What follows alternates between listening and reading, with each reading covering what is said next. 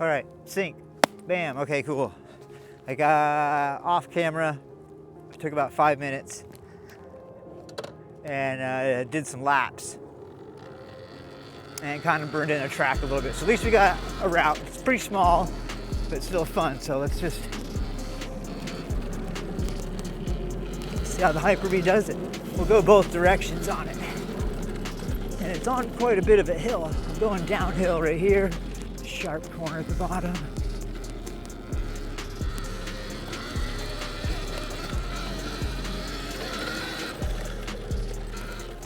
Now the Hyper-B is very light and very torquey.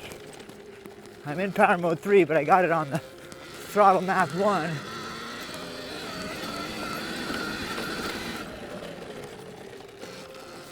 And that straightaway is uphill. I am pulling full throttle.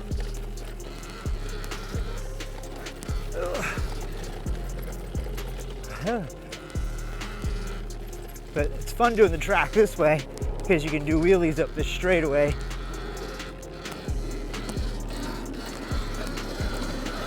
But we're starting to burn in a little track here.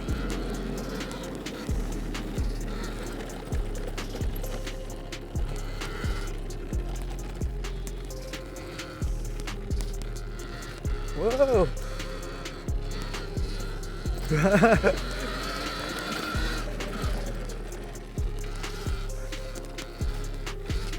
The Hyper-B is easier for me to do wheelies on than the RTR, only because I'm not good at wheelies and the Hyper-B wheelies easier. The RTR wheelies are just fine. It's just you need to have better technique, where the Hyper-B just has the torque to just pull the front end up.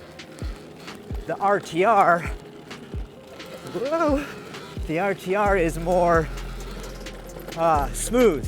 But it took me a minute to get used to it. It'll pull it up just fine, but you got to use all of the throttle. With the Hyper-B, you just kind of little bump and it just comes up. See, check it out, just rolling, little bump, it just comes up. You have to lean forward on this to keep the front wheel on the ground. All right, let's switch up the direction here. Now we're going downhill on the straight, so I'm pretty much on the brakes right here, so I don't slide out on this turn. And now we're going uphill on the turn.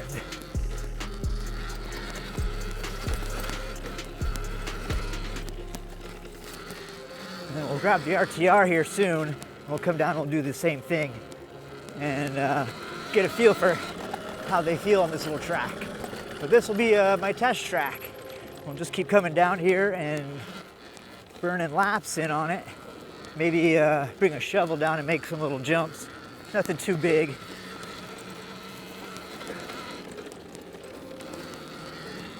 Kind of like the track the other way better.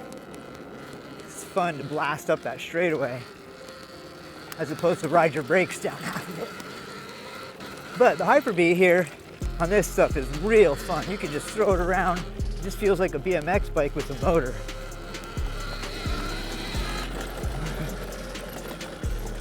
Lots of torque. Now, like I said in my last video, the Hyper-B in power mode 1 is restricted.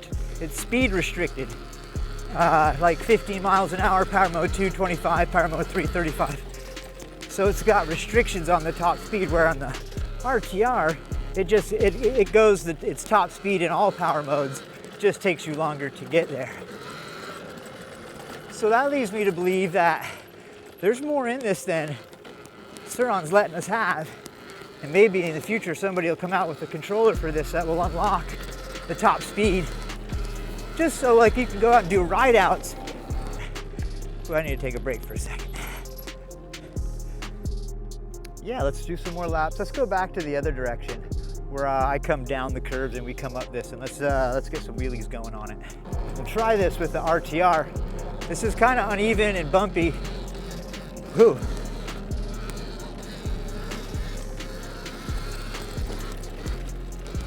It's not the best place to learn wheelies. Ooh, we're getting some ruts though now. I want to get one right there.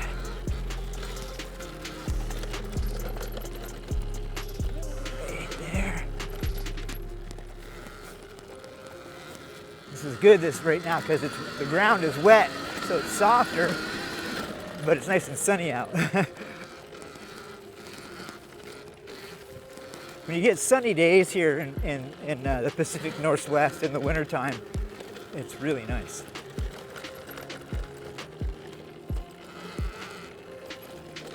It's almost February here. It's the middle of January.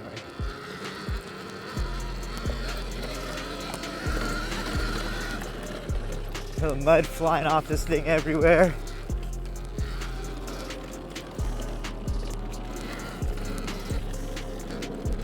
Whoa.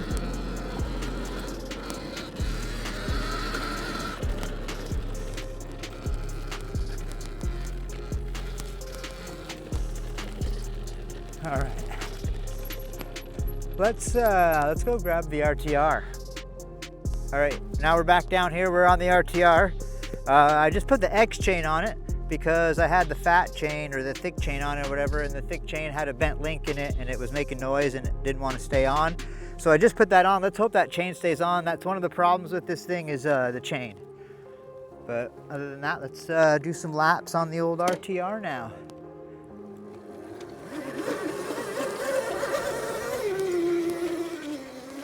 Now, right off the bat, this is a little more comfortable. I'm higher off the ground. The seating position's a little more suited for adults. So,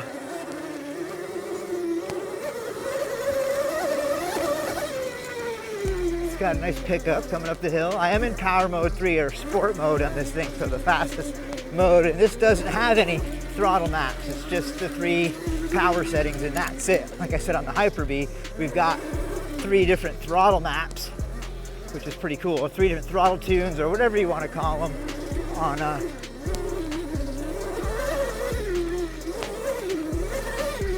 wheelies. Even though it's spinning the tire, you just got to use more of the throttle, that's all. But like with that said, I do have the high torque motor back at my house, but I wanted to do a bunch of rides on this thing with it in stock form, so I get an idea of really what it's like.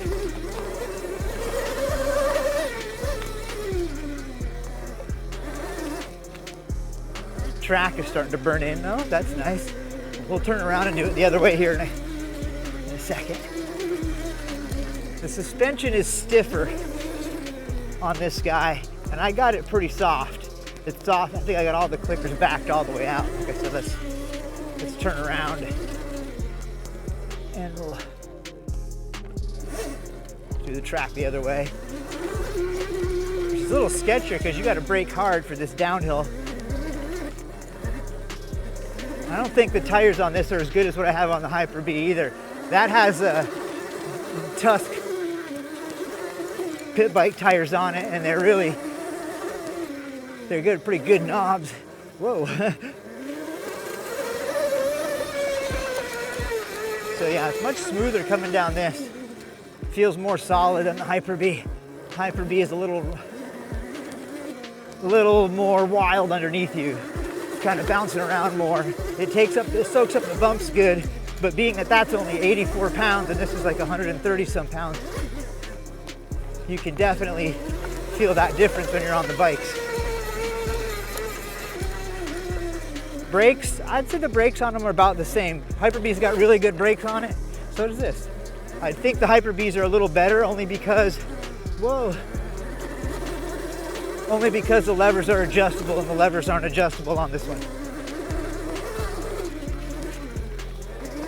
If you want to upgrade and be a part of that community where you're tuning and upgrading and stuff, without a doubt the RTR is the bike to get over the Hyper-B, because the Hyper-B doesn't really have any upgrades for it yet. Where this thing I'm on, this RTR, sky's the limit. And they're coming out with newer models of it this year, so I'm sure all of those parts are available.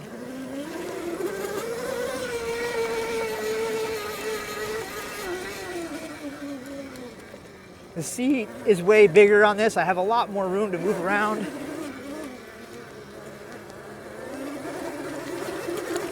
That part's bumpy. There's a little bit of a rattle knock. I don't know what that is, but it's not bad. I will tell you something about this thing though. If you have one of these RTRs, when you buy it and you got a big clunk on that back shock, put a shock pump on it and put like 115 PSI in it and it'll go away. This thing definitely winds up more than the Hyper-B. You could get in a little bit more trouble. But with being heavier and a bigger bike, it allows you to, it gives you a little bit more time to make your adjustments. I'm not the best rider, but I'll tell you, riding these minis around, making these little tracks and just going down to the park and doing the trails and being able to do it whenever I want, at a moment's notice, is helping my riding overall. The big bikes too.